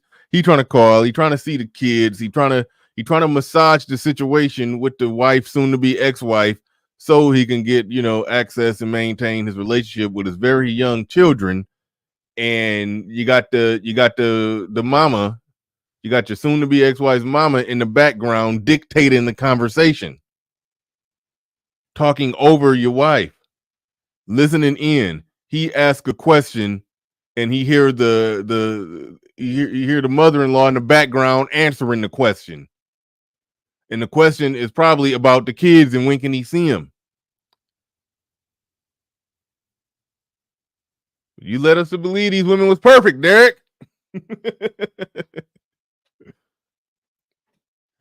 Remember when he made that video talking about, Kevin Samuels even, this is before Kevin Samuels even blew up, he responded to Derrick Jaxn talking about the women over 40. Women over 40, the most lit on the dating scene. Remember that shit? Yeah, this is what women over 40 actually look like. These are some young ass grandmamas ruling and dictating over your actual relationship with your kids. Like, God damn. Gerald Johnson in the building says there's the same generation. Yeah. These last $2, I'm not gonna lose.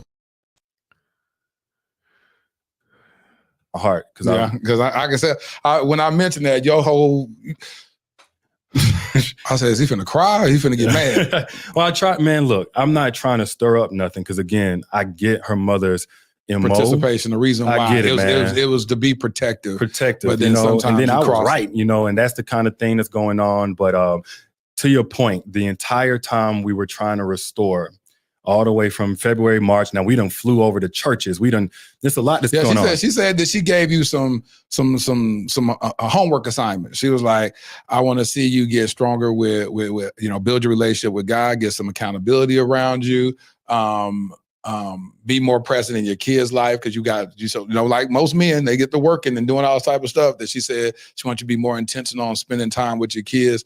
And I think there's one other thing. Are those true? Those three things? To a degree, it wasn't to spend time with the kids. And then we kind of had a little back and forth about that because I love spending. Right. Remember what he said right there. I gotta step away for 30 seconds. I'm about to do a 30-second countdown, and if this is not after my 30-second countdown, after these 30 seconds are up, play that Jeopardy music.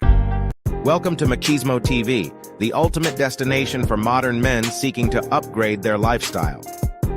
Subscribe to Machismo TV and Saul T-Balls.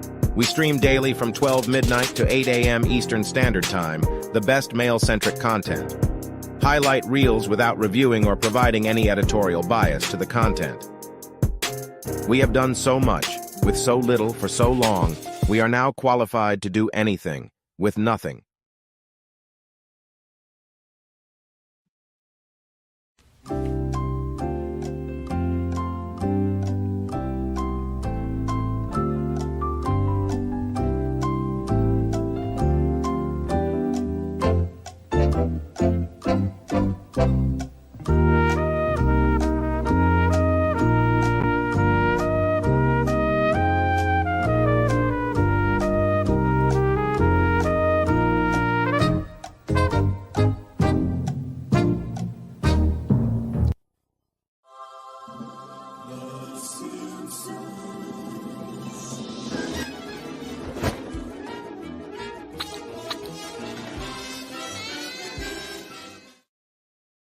I'm gonna keep it at 1,000.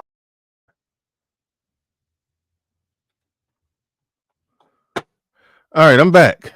I am back. And y'all have no idea how bad that went for me. Give me 1 second. Give me 1 second. Go ahead and play that April Mason one again. While I get my stuff together. Hold on. I'm gonna keep it at 1,000 with you. If you ever want to make a lot of money, join the dating industry and give women fluff. You see, Derrick Jaxn. We all know Derrick Jaxn making bank. All right, I'm back. All right.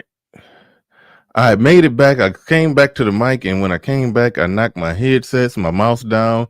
The mouse fell apart in like 3 different pieces. The batteries came out, all kind of stuff. I had to fix this, you know. I did have to step away for a second. I do appreciate y'all. Shout out to Machismo TV.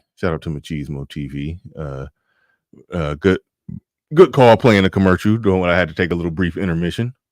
But we are back. Let's get back into this. Now, the real fuckery is about to take place here. Now, y'all about to see the depths of it. Again, no sympathy for the simp, but I do see the nonsense. The working and doing all type of stuff that she said she wants you to be more intentional on spending time with your kids. And I think there's one other thing. Are those true? Those 3 things? To a degree, it wasn't to spend time with the kids. And then we kind of had a little back and forth about that because I love spending time with the kids. If they're ever around us, you'll see they gravitate towards me because I love my kids. And that was the whole plan, is to get back to where we can both be in. But yes, for a time, I'm going to be away from the house most of the day. So I had about an hour or 2 per day of quality time that I could do. And on the weekends, a little bit more. But what I understood what she was saying, because I don't want to speak for her, was her saying, I want you to do some of the things with the kids, like wake them up, get them to school, pick them up. The daily task. And we had a little bit of a beef about that. Cause I'm like, hold on. You work from home. I mean, I guess she was working, but she was a stay-at-home wife, but then she would help you on some back-end stuff. You saying that's your role. You got the time for it. Let me go hunt. It was a plan. Yeah. And the plan wasn't just that she be at, cause that's a hard job. Yeah. 2 young kids, 2 under 2. But I had already invested in a private school, $2,500 a month. So 8 hours a day, 5 days a week. She for some 2-year-olds? Two. At this point, I think one was just turned 3. Molly just turned 3, and DJ was 1.5 going on 2. You had some. So let's let that sink in. We're talking about a stay-at-home mom who got a 3-year-old and a 1.5-year-old in private school. Possibly with the 3-year-old, their stuff. My son, it was a brief moment where they went to a daycare that did a good job when they was before, preschool. They before the age of preschool, but they did a good job giving them somewhat of a curriculum to prepare them for preschool and or kindergarten or whatever. So there is a such thing as that, but come on. If she's saying that I need you to help with the kids and getting them ready and doing all of this and doing all of that, not just being with them, just playing with them, having fun with them, and just no, I need you to do some of the work and getting them ready in the morning, feeding them and clothing them, bathing them. I need you to do all of that, and it's like, wait a minute, you stay at home mom. And you got toddlers, like you got a kid in diaper and a one that just got out of diapers, but they're going 8 hours out the day. Like, you ain't got that much to do to a man who got you in a mansion, who's providing millions, a nice, cozy, comfortable lifestyle, so comfortable and cozy that you don't even have to really even be a mom. 8 hours a day, somebody else is doing a lot of heavy lifting. It's like, it should be no complaints. And I know he's looking at that, and I know if he honestly believes that these women are supposed to be perfect, and I go back on what I said, it don't matter what you do for them. Once you get used to them doing it, now you ain't doing shit, and now you need to do something to make the comfortability that you already have given them, you need to do something to make it more comfortable.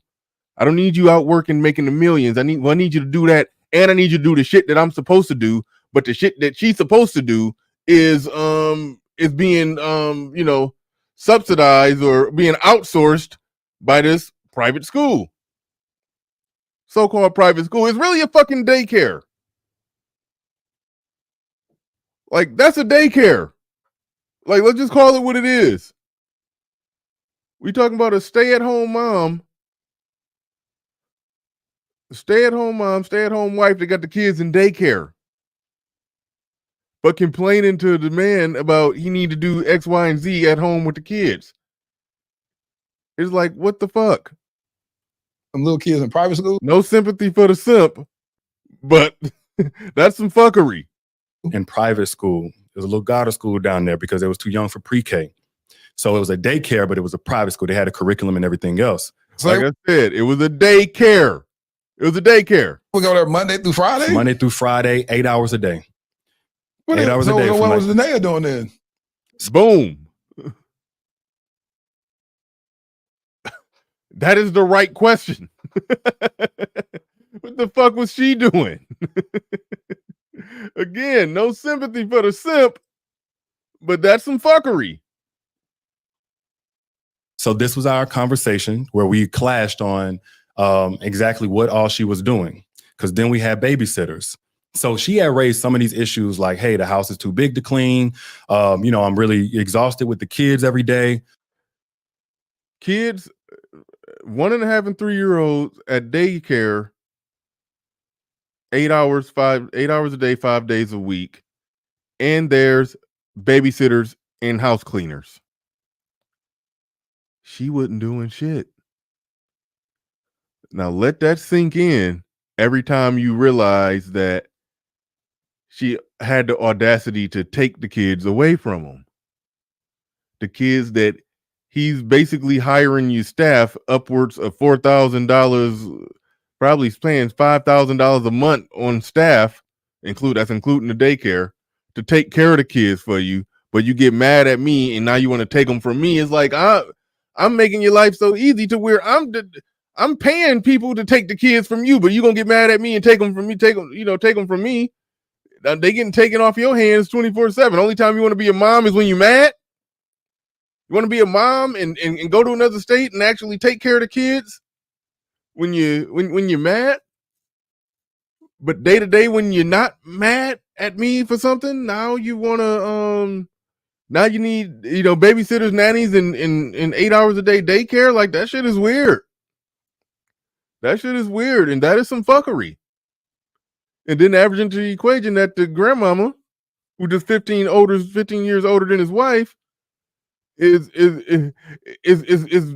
gassing her up with basically giving him all that the fuck that nigga rhetoric and don't let him see the kids rhetoric. I mean, it's like this man he dealt with the same type of fuckery that the Black manosphere talks about. The same type of fuckery. The same shit. Shame on him for being a critic of this space. But I gotta acknowledge, just because I don't like him, I'm not gonna give her a pass. Or just because I don't like the bullshit he say on the internet, I'm not gonna give her a pass or her mama a pass on that high level fuckery that they own.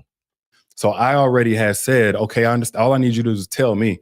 So I made the investment for private school, for the sitter, for the cleaning service to come twice a week.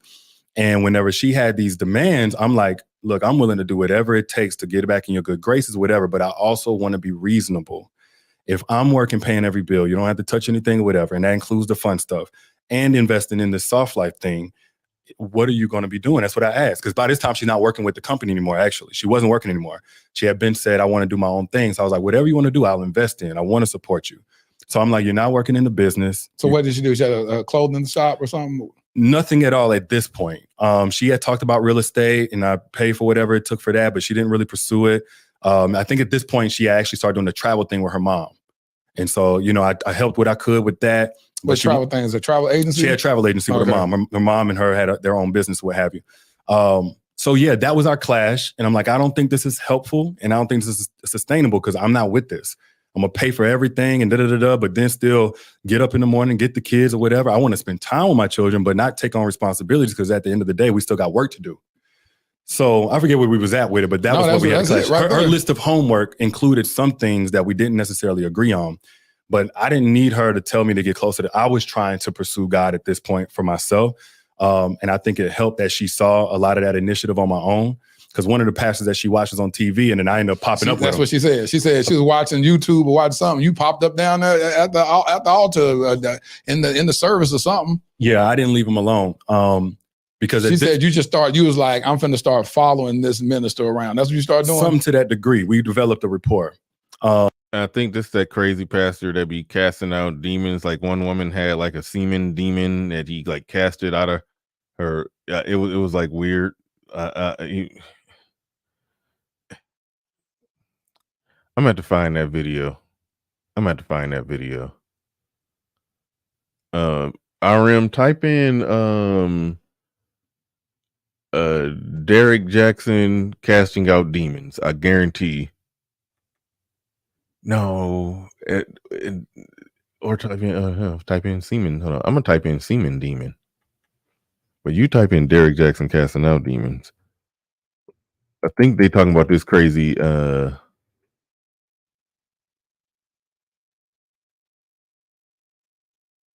think they're talking about this crazy pastor that be casting out. Okay, don't type in semen demon. That ain't gonna get you nothing. Oh yeah, dude, that's her.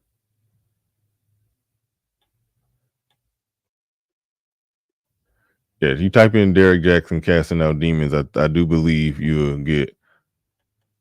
I'm just doing this to show y'all the church that they was going to. No, not C. not C man, D man. No.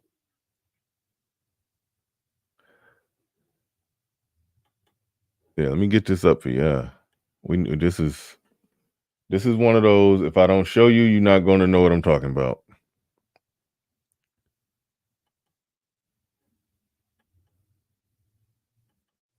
Derrick Jaxn is not in this video, but this is the pastor that they was rocking with. Let me get that banner off the screen. Yeah, okay, they're good. There you go. Thank you. Look, oral sex, demon. You see oral sex? Look, oral sex. Look. You oral sex. Use oral sex. Let that sperm of that man out. Out, you demon. Out. Let go. That he's like the goddamn scene, you know. And they be okay. I don't know how intense your porn search skills are, but there's a brand of porn where you know they catch it all in the bucket. So you know, I just pretty sure this deacon didn't know that he was gonna come to church and be catching semen in a bucket like he on the set. Use oral sex. Let that sperm of that man out. Out, you demon. Out. Let go. Like that's Danae Jackson's pastor. 2 Sundays back, then a demon came with his penis and put it in my mouth, and then he came again and he slept with me last week, and I told the pastor that I need deliverance again, and since then my private part has been itching. You've been itching? Yes. Okay. Who are you? Who are you? Speak. Who are you? Check. Who are you? Look at that demon. Look at that demon. Who are you? Speak out. Who are you?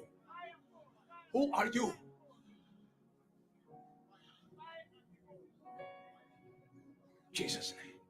You demon can help you. Yeah?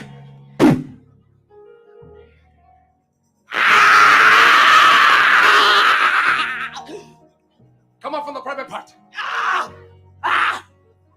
You in her private part. Demon in the private part. Watch what happens. Fire!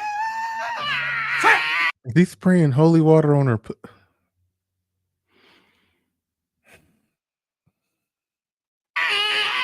Fire! Come out from the private. All right. People take this shit serious. People take this serious.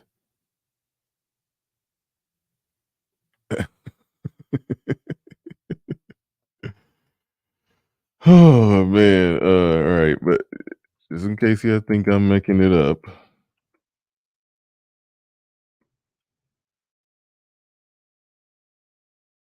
Let's see if I can find it.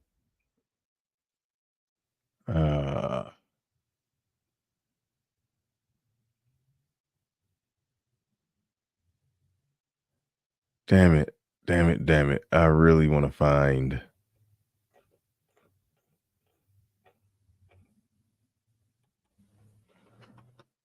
They want to find it. Derrick Jaxn at that church.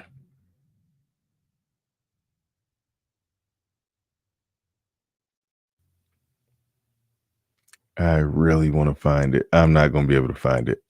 I had to stop the show and really go intensely looking for just a clean video of Derrick Jaxn at that church being one of the people who catch. He's one of the people that catch. He was one of the people that catch the people after they fall out, after he cast out the demon, and then Derrick Jaxn catches the person and gently lays them on the ground. It's video of that I can't find. And damn it, I wish I could.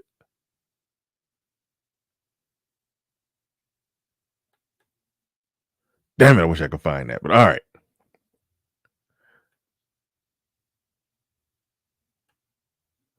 All right. Anyway, back to the video, because this is about to. It's about to get more ridiculous. More ridiculous. Y'all saying Jap? Yeah, this right up Jap alley. I haven't seen him playing it, but it's right up his alley. I remember when these videos first dropped with the semen demon, and then I remember it sometime after the semen demon video dropped. Then it was like, oh shit, Derrick Jaxn go to that church too. Like that was all, all in the same week of me seeing both of those. I was like, whoa. But all right, digging back into it. Sorry for that intermission. So she didn't mention. I didn't watch the whole thing, by the way, so I could be wrong. But there was a space before we separated where she got really infatuated with demons, and she didn't just say I needed deliverance either. She said the Lord God is taking over my vessel. You're gonna die, go broke, and all these other things. She said you are. Yes. Now later on, she said, "Well, I was speaking to the demonic spirit in you." Yes. And this is an interesting dynamic for anybody with their spouse to talk about you speaking to. So anyway, I started looking into it and I realized, oh no, demonic influence is very real. Right. But I don't know nothing about it. I grew up in a very traditional church. We didn't talk too much about that. We understand we don't war against flesh, but of course the spirit and all this stuff. But this goes a different level, like demon spirits, the name of this demon, so on. And there was one pastor. He was saying, who are you? Who are you? The pastor. He was trying to see if that demon that was in her was going to speak through her and say who he was, so he'll know what demon he casting out by name. Like it's that deep with the demon possession, demon casting out people. They that deep with it. Yeah, they're calling out demons by their specific name, by their specific name is a thing. Pastor, she introduced me to him that knew about this stuff, so I went and found him. And we also had some stuff where she wouldn't let me see the kids because my demon is making them. And I'm like, so why? You can't see the kids because your demon is making them. He didn't finish his sentence, but he's basically, again, using that as a weapon, using church, religiosity, and demon possession as a weapon, the stick to hit him with as to why you can't see the kids. Why is it everybody else got demons but you? And I would have making...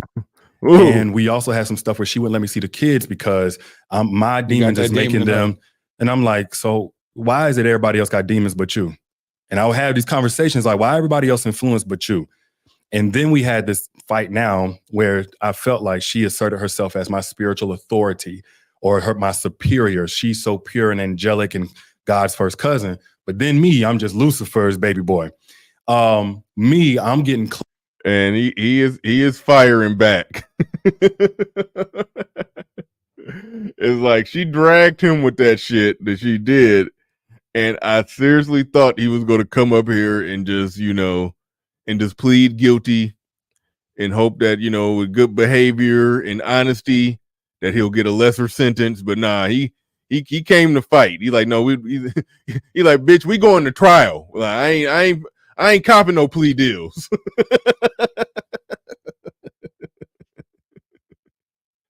Clarity from this pastor, because now I've watched enough of his stuff or whatever. You trust met him, and he took to me, and he was able to tell me some stuff that validated that he was indeed a man of God and whatever. And he took to me and was like, I could see your heart or what have you. And I was like, look, I want to serve you any way I can. I want to be a part of the ministry or what have you. So that's what started. I didn't just follow him. We was talking. He was kind of mentoring me. He became my spiritual father. And so did anybody else confirm? Was there some deliverance service where maybe that pastor and a couple of other apostles or something linked around you and cast the demon out of you? They cast, like, I did go up there to the front and I got the deliverance and all that stuff, but it wasn't like necessarily what she was saying. It was when we all discussed it together, because now he's a friend of the marriage. He wants to help us. And when he was like, Danielle, you may be seeing some stuff like a spirit wife or something like that. He's like, that's absolutely true, because he's out here smashing and dashing or whatever. Right. But some stuff you're getting, you have to be brought up and taught how to interpret it. So Danielle was actually, I think anyway, very well meaning. Because she wanted to protect her family. At one point in time, she was trying to protect me, praying over me. Before we separated, I had woke up one day and she had her hand on me and she was praying over me. So it was like sometimes it came from this pompous place of, throwing the book at me and judgmental and so on. But at times it came from a very nurturing and protective place. So he confirmed we both needed deliverance. And even because of her mom's involvement, that she needed deliverance right along with us in order for everything to come back together. And so what happened to where? All right. That's actually, I haven't even seen too much of it beyond that point. And I don't know how much more of it I even want to play.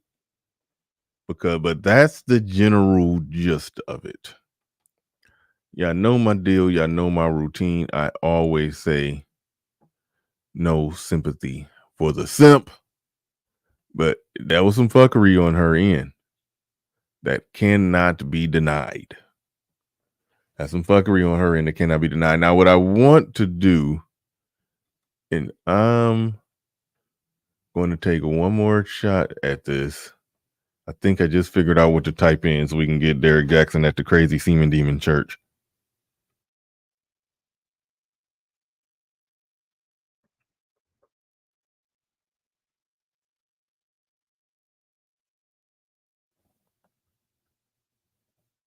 Damn it, the only thing I got of it is a damn Tanya TKO video. And I do not care for her commentary. But that's what we got. Oh shit, was that it? Okay, this is even better. Okay, good. I got something. It's a little bit of commentary on this one, but no, we can work with this. We got this gonna take us home right here.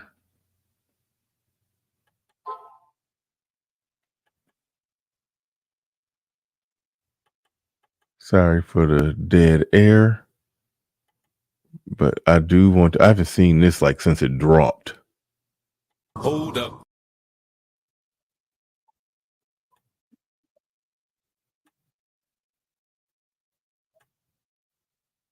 All right, that's the semen demon.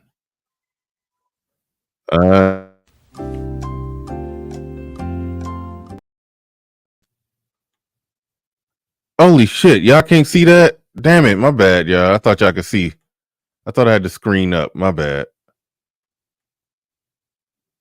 I thought I had it up. All right. Only thing y'all missed is the little progression where this chick was showing the video. Y'all can see I stopped at the perfect time. That's the semen demon chick. Now they're at that same church. Derrick Jaxn about to be at it in the next clip. The next set of videos shows Derrick Jaxn in church, and he's actually one of the people trying to, they call them protocol, trying to catch on the one that's falling down in the deliverance and all that stuff. And I'm thinking, at any point, has this pastor prayed for Jaxn? He doesn't have.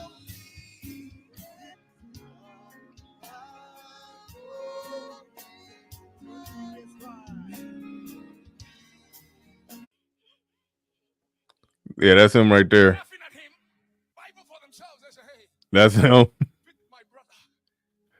He's the person who catches the woman after the semen demon or the itchy vagina demon get casted out. Derrick Jaxn is the one that catches them.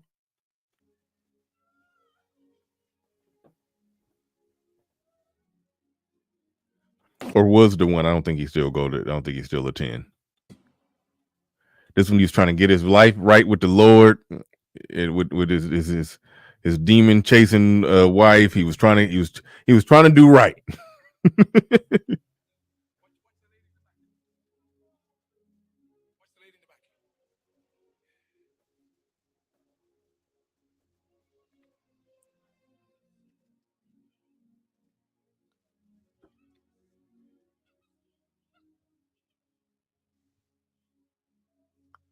He behind her doing damn defensive slides, ready to jump in and catch her like he playing football or some shit.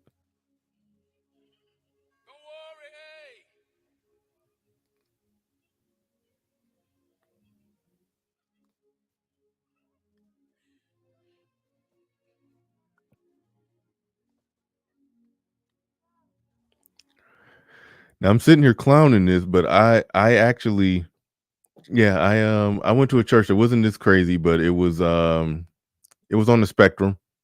While I'm sitting here clowning it. Oh, Derrick Jaxn ain't even catch her. Okay, you.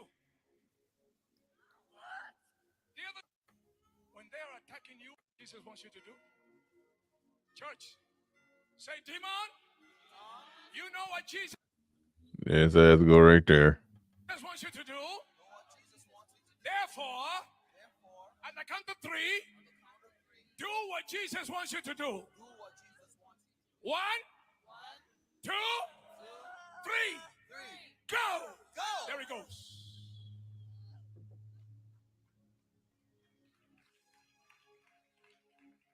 Jesus' name.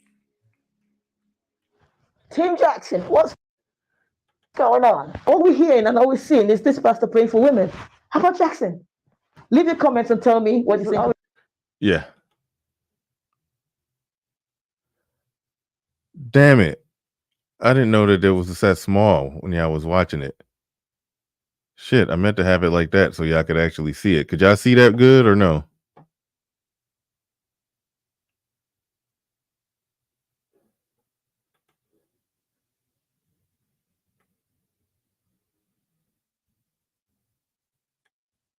But I think y'all got the gist of it. Do what Jesus. 3, go. There he goes. Yeah, I got the gist of it. I didn't mean to have it that small right there. I didn't even realize it was. I was off the camera. I mean, had another screen up looking.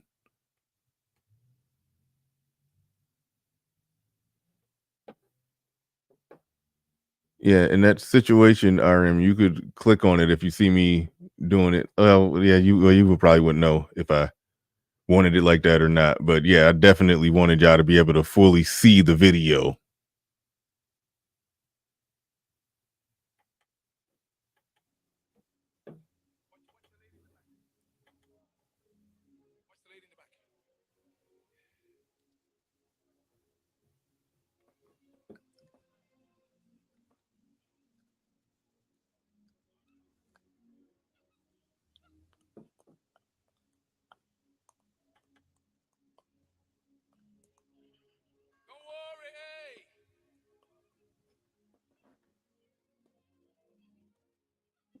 This is the stuff that, you know, he was messing with the demon hunting bonnet of salvation chick that wouldn't letting him see the kids because he had demons. He had to go to the demon buster church to get all his demons casted out so he could see his kids. I hate to laugh, but that's kind of what he just explained, damn near.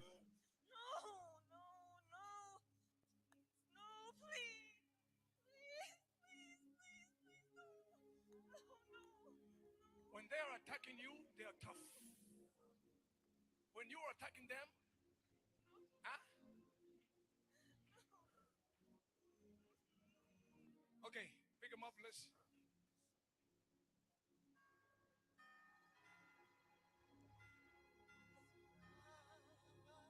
Okay, you know what Jesus wants you to do?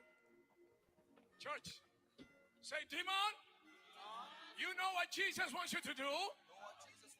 Therefore, at the count of 3, Do what Jesus wants you to do. 1, 2, 3. Go. There he goes.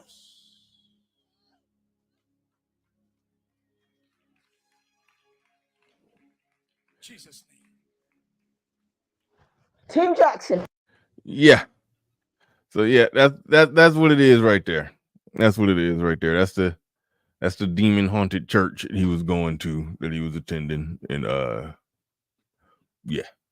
But that's pretty much all I got. That's pretty much all I got on this one. I didn't even listen to the video beyond that point right there. It was probably with some other stuff said.